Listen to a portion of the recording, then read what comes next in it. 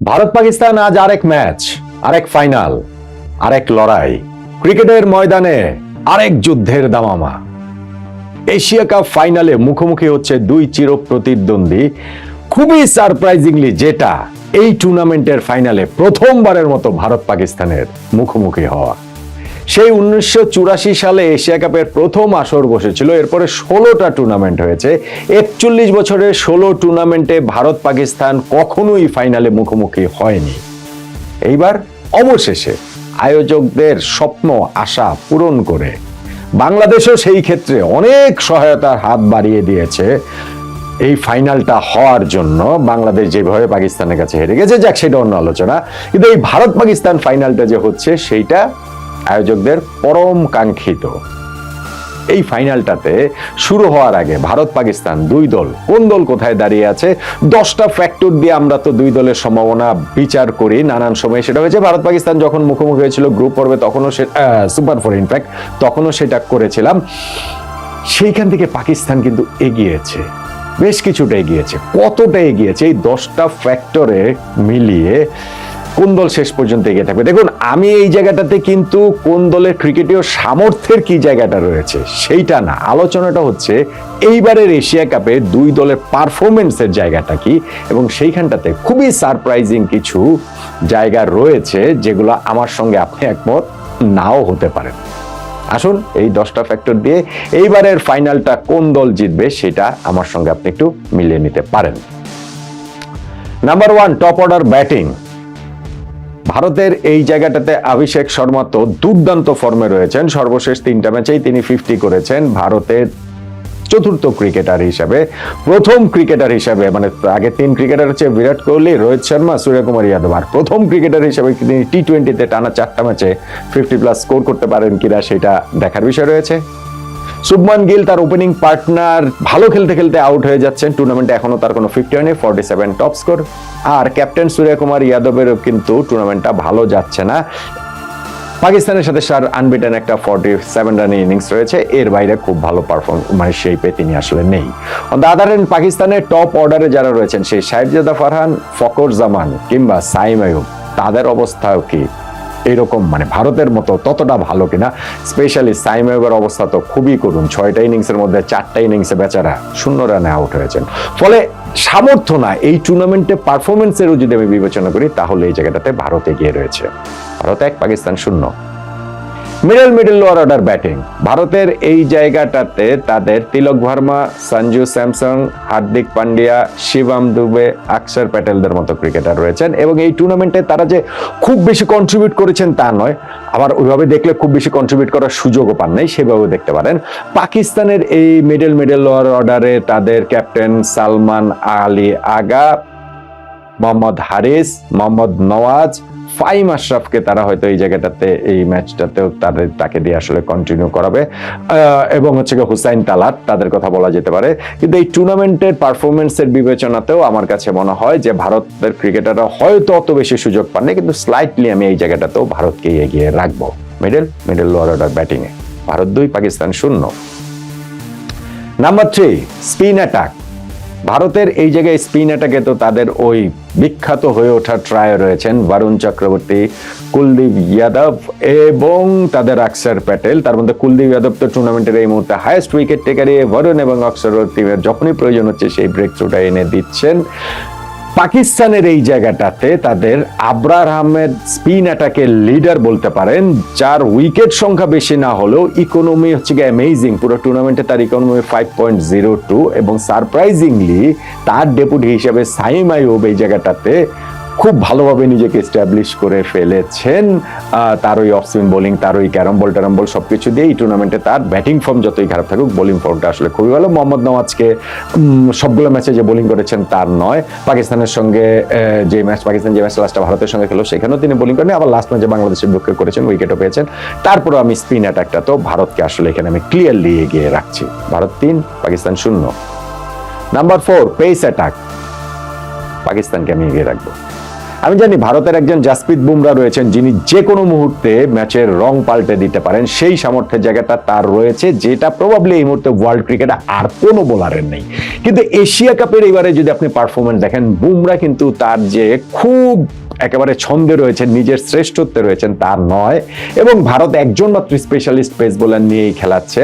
হার্দিক পান্ডে এবং শিবম দুবে রয়েছে। হ্যাঁ, শিবম দুবে পাকিস্তানের সঙ্গে ইনফ্যাক্ট লাস্ট ম্যাচটাতে তার বোলিং স্পেলটাই ইনফ্যাক্ট টার্নিং পয়েন্টের মতো হয়ে গিয়েছিল, যে তিনি পুরো ম্যাচের মোমেন্টামটা চেঞ্জ করে দিয়েছিলেন, শিফট করে দিয়েছিলেন। কিন্তু পারফরমেন্স যদি আমি ধরি এই জায়গাটা থেকে, পাকিস্তানের পেস বোলারদের মধ্যে শাহিন শাহ আফ্রিদি, তিনি টুর্নামেন্টের এই বিজনেস এন্ডে এসেই ফর্মে আসছেন বলে মনে হচ্ছে। পাকিস্তানের যে দুটা ম্যাচ ভারতের সঙ্গে খেলছে কোনোটাতেই তিনি উইকেট পাননি, কিন্তু সর্বশেষ যে দুইটা ম্যাচ ভারতের জন্য পাকিস্তানের জন্য মাস্ট উইন ছিল, সেই শ্রীলঙ্কা এবং বাংলাদেশের বিপক্ষে 3-3 6টা উইকেট শাহিন শাহ আফ্রিদি পেয়েছেন। দুইটা ম্যাচে ফার্স্ট ওভারে উইকেট পেয়েছেন। হারিস রফ, যিনি 11-এ সার্টেন স্টার্টার ছিলেন না, এখন তিনি হচ্ছে খুব ভালোভাবে এই দলটার মধ্যে মানে নিজেকে এস্টাবলিশ করে ফেলেছেন, মানে 11-এর কথা যদি আমি এখানটাতে বলি। সঙ্গে তাদের এইখানটাতে ধরেন হচ্ছে পেস বোলিং এ ওই ব্যাকআপ হিসাবে ফাহিম আশরাফ, তিনিও এইখানটাতে রয়েছেন। আমি আসলে ঠিক হারিস রফ আর শাহিন শাহ আফ্রিদি যেইভাবে ফর্মে আসেন, সেই কারণে পাকিস্তানকে এই জায়গাটাতে এই টুর্নামেন্টের বিবেচনায়, সামর্থ্য না, কিন্তু এই জায়গাটাতে কেউ ভুল করবে না, সামর্থ্য না, এই টুর্নামেন্টের পারফরমেন্স বিবেচনায় ফাইনালের আগে যদি আমি হিসাব করি, পাকিস্তানকে এই জায়গাটাতে আমি স্লাইটলি এগিয়ে রাখবো। ভারত 3, পাকিস্তান 1। Number 5, fielding. ভারত এবং পাকিস্তানের মধ্যে বেটার ফিল্ডিং সাইড কোনটা? এই প্রশ্নের উত্তর আমরা প্রত্যেকেই জানি, ভারত, ভারত এবং ভারত। কিন্তু এই টুর্নামেন্টে বেটার ফিল্ডিং সাইড কোনটা?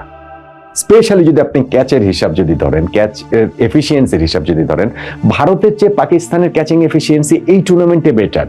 এই টুর্নামেন্টে সারপ্রাইজিংলি পাকিস্তান ভালো ফিল্ডিং করেছে, এবং সারপ্রাইজিংলি অনেকের কাছে আপনাদের আমি এই টুর্নামেন্টের এই ফাইনালের আগের পারফরমেন্স বিবেচনায় পাকিস্তানকে ফিল্ডিংও এগিয়ে রাখবো, ভারতের চেয়ে।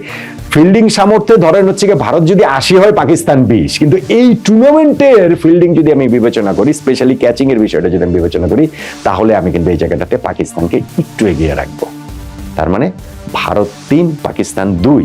এই যে এক্সাইটিং হয়ে যাচ্ছে, আগেরবার যেটা করেছিলাম সেইখানটাতে মোটামুটি প্রথম 8টার মধ্যে 8টাই আসলে পাকিস্তানের চেয়ে ভারতে গিয়েছিল, সুপার 4-এর আগে যে 10টা ফ্যাক্টর দিয়ে করছিলাম। এখন ফাইনাল বলে একটু এক্সাইটমেন্টও আনতে হবে, আবার ধরেন হচ্ছে দুই দলের শক্তির পার্থক্যটা একটু কমে গেছে আমি বলছিলাম, সেই কারণে আমার এই যে প্রথম 5টার মধ্যে ভারত 3 এবং পাকিস্তান 2টেই আসলে থাকছে। Number 6, captain. ধরেন আমি কোচকে একটু আলাদাই রাখলাম, কিন্তু আমি যদি শুধু ক্যাপ্টেনের কথা বলি, সূর্য কুমার যাদব নাকি সালমান আলী আগা? টি20 ফরম্যাটে সূর্যার সঙ্গে সালমান আলী আগার প্রশ্নই ওঠে না, কোথাও নেই, ধারে কাছেও নেই।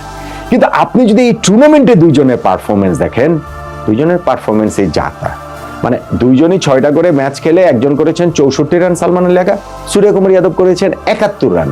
সো এই জায়গাটাতে কাউকে এগিয়ে পিছিয়ে রাখার সত্যিকার অর্থে উপায় নেই। আমি অ্যাবসলিউটলি এই জায়গাটাতে ফাইনালে দুজনকে টাইয়ে রাখছি, যদিও জানি ফাইনালটাতে সূর্য একটাই ইনিংসেই সকল ব্যর্থতা ঘুচে দিতে পারেন এবং একাই তিনি জিতিয়ে দিতে পারেন ফাইনালটা। তাহলে এই ফাইনালের আগের এত কিছু নিয়ে ফর্ম টর্ম এগুলো নিয়ে আলোচনার কোনো জায়গা থাকবে না। কিন্তু লিডিং টু দ্য ফাইনাল, দুই ক্যাপ্টেনের যে পারফরমেন্স, সেই পারফরমেন্সে আসলে সত্যিকার অর্থে সূর্যকে যে আমি কিভাবে এগিয়ে রাখবো, আমাকে এটা বলেন। পাকিস্তানের সঙ্গে তার ওই অপরাজিত 47 রানের একটা ইনিংসই শুধুমাত্র রয়েছে, এর বাইরে কিন্তু তার পারফরমেন্সটা খুবই গড়পড়তা, যেটা হয়তো বা প্রয়োজনও পড়েনি, ফাইনালে প্রয়োজন পড়তে পারে, কিন্তু ফাইনালের আগে সেই পারফরমেন্সে আমি কিন্তু আসলে দুই ক্যাপ্টেনকে অ্যাবসলিউট টাই আমার কাছে মনে হচ্ছে। আমি এখানে কাউকে এগিয়ে কাউকে পিছিয়ে রাখছি না। তার মানে 6 নম্বর ফ্যাক্টর শেষ, ভারত 3, পাকিস্তান 2। 7 নম্বর ফ্যাক্টর, ফর্মের দিক থেকে যদি আপনি বলেন, ভারত এই টুর্নামেন্টে সবগুলো ম্যাচ জিতে ফাইনাল খেলছে। তার মধ্যে লাস্ট ম্যাচটা যেটা শ্রীলঙ্কার সঙ্গে সুপার ওভারে গিয়ে তারা জিতেছে, পাকিস্তানের সঙ্গে 2টা ম্যাচ তারা জিতেছে, পাকিস্তানের সঙ্গে সর্বশেষ 7টা টি20তে মানে টি20 ওয়ানডে মিলে সর্বশেষ 7টা ম্যাচে তারা জিতেছে। পাকিস্তানের সঙ্গে সর্বশেষ 10টা ম্যাচের মধ্যে এই দুই ফরম্যাটে তারা 8টা ম্যাচ জিতেছে, 20টা ম্যাচের মধ্যে 16টা ম্যাচ জিতেছে। পাকিস্তান ভারতের যে টোটাল 15টা টি20 ম্যাচ হয়েছে, তার মধ্যেই ভারতের 12টা জয়, পাকিস্তানের 3টা জয়। সো কোন দিক থেকে পাকিস্তান ভারতের সঙ্গে এই জায়গাটাতে পেরে উঠবে, প্রশ্নই ওঠে না। এই জায়গাটাতে ফর্ম বলুন, তার হচ্ছে রেকর্ড বলুন, সেই জায়গাটাতে ভারত ক্লিয়ারলি ওয়ে হেড, অনেকখানি এগিয়ে থাকছে ভারত। অর্থাৎ ভারত 4, পাকিস্তান 2, 7টা ফ্যাক্টর শেষে, একটা ফ্যাক্টর টাই। 8 নাম্বার, এক্স ফ্যাক্টর। এই এক্স ফ্যাক্টরের জায়গাটাতে কিন্তু আমি আসলে ভারতকে এগিয়ে রাখবো। ভারতের ক্রিকেটার যারা রয়েছেন, যারা ফর্মে আছেন, তারা তো আছেনই, প্লেয়ার্স লাইক আপনার অভিষেক শর্মা, কিংবা ধরেন তিলক বর্মা, কিংবা ধরেন হচ্ছে গিয়ে তাদের ওই যে স্পিন ট্র্যাপ, যারা ফর্মে নেই, অত ভালো ফর্মে নেই, সেই জাসপ্রীত বুমরা বলেন, সূর্য কুমার যাদব বলেন, ইভেন হার্দিক পান্ডিয়া বলেন, তারা যে কোনো মুহূর্তে ম্যাচের মোমেন্টামটা এমন ভাবে চেঞ্জ করে দিতে পারে, সেইটা পাকিস্তান টিমের খুব বেশি নাই।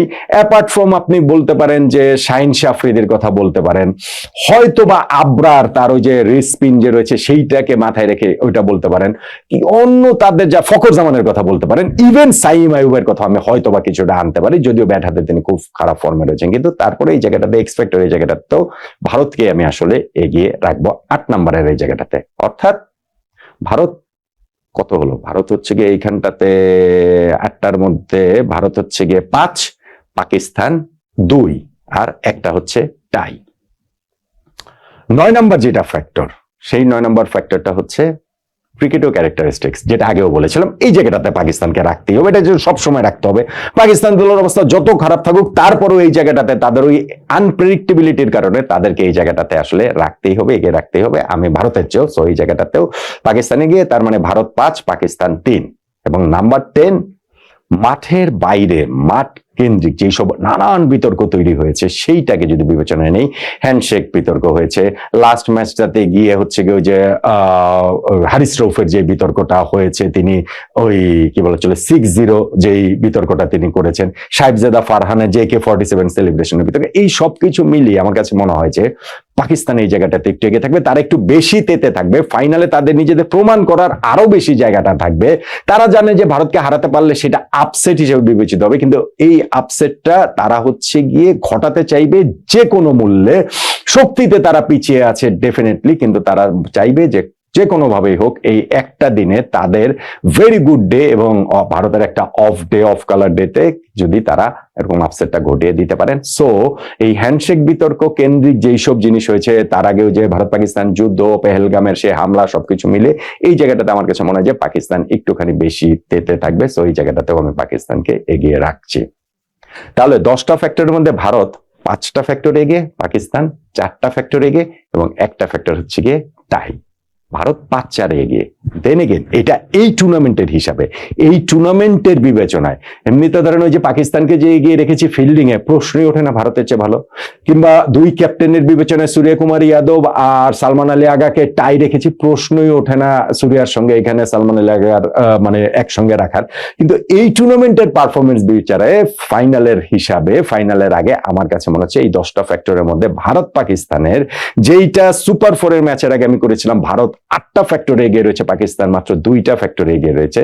ফাইনালের আগের হিসাবটাতে আমার কাছে মনে হচ্ছে যে ভারত 5টা ফ্যাক্টরে এগিয়ে রয়েছে, পাকিস্তান 4টা ফ্যাক্টরে এগিয়ে রয়েছে, একটা ফ্যাক্টর আসলে টাই। ফলে এক্সাইটিং একটা ফাইনাল দেখার এক্সপেকটেশন আমরা করতেই পারে। আবার ওই এক্সাইটিং একটা ফাইনালের এক্সপেকটেশন থেকে হয়তো বা আমি ভারত পাকিস্তানের এই ফ্যাক্টরগুলো বিবেচনায় রেখে তাদেরকে এত কাছাকাছি রেখেছি, এত ক্লোজ রেখেছি, যদিও সামর্থ্যের বিচারে ভারত অনেকখানি এগিয়ে। সেই সামর্থ্যের প্রমাণ দিয়ে ভারতই কি এইবারের ফাইনালটা জিতে নেবে, সহজেই জিতে নেবে, বিধ্বংসী ভাবে তারা জিতে নেবে, নাকি পাকিস্তান এই যে তাদেরকে কাছাকাছি রেখেছি, 5-4-এ রেখেছি, সেইটার প্রমাণ দিয়ে তারা আরেকটু এগিয়ে গিয়ে ফাইনালটা পাকিস্তান জিতে ফেলবে? কোনটা হবে? কে জিতবে এবারে এশিয়া কাপের ফাইনাল, ভারত নাকি পাকিস্তান?